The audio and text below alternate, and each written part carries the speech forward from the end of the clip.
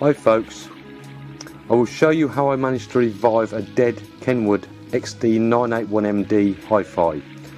Be careful if you're opening up electronics, as there are dangerous voltages inside, even when they're not plugged in. But I removed the case using the 10 screws, 2 either side and 6 on the back, and found there was 4 fuses, 3 on one side of the power supply and 1 on the other. And if I can show you properly anyway, let's have a look.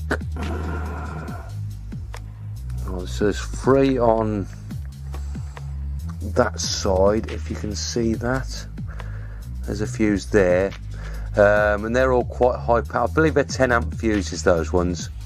And there's 3 on that side. They were all fine, to be fair.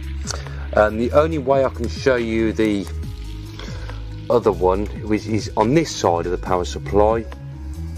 Let me just stop it there a minute and I'll come back to you.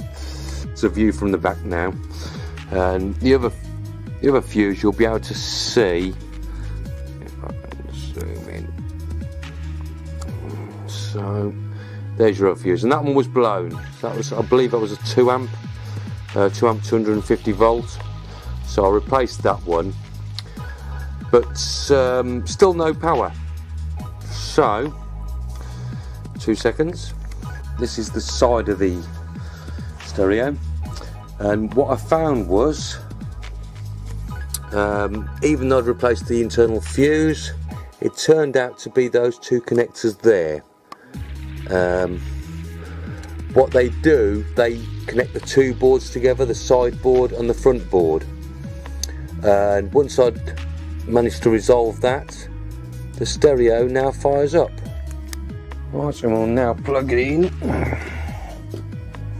and as you can see, we now have power.